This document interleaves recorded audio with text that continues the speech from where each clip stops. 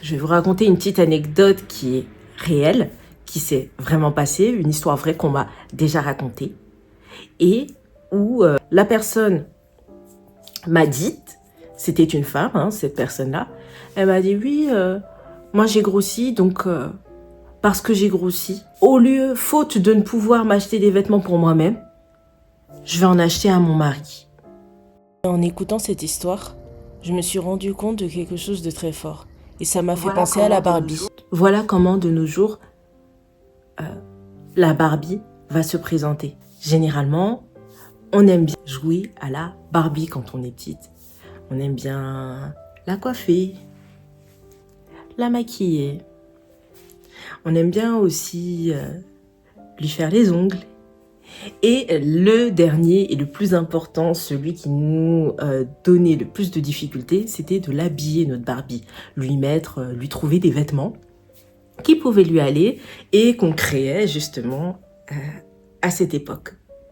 Mais la tempête de la vie est tellement forte que on souhaite justement pouvoir se mettre à l'abri. Mais il y a notre syndrome du sauveur qui nous rattrape et on souhaite aussi mettre à l'abri les autres. Mais c'est là où le bas blesse, parce qu'en fait, la tempête ne finit jamais. Et vous oubliez même qu'à une période, votre chemin était tout tracé. Sauf que face à ça, moi, j'ai autre chose à vous proposer. Je souhaite pas que vous fassiez comme cette dame qui a fait passer son mari en Barbie. Elle a fait passer son mari en Barbie. En fait, elle s'est juste oubliée. Elle a oublié qu'elle aimait la mode et elle a oublié que c'était sa passion à elle et pas celle de son mari. Et comme pour elle, elle a grossi, elle cherche à reproduire ça sur son mari. C'est dommage.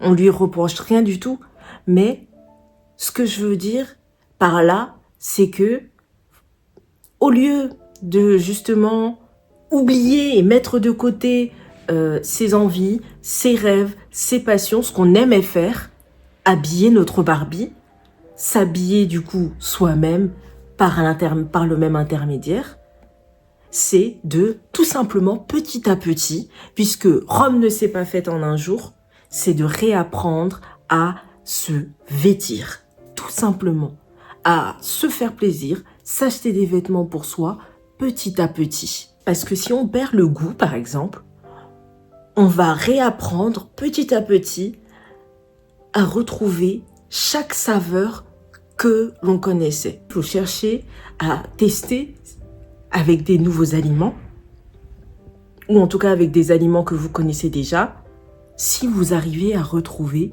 justement les saveurs que vous connaissiez.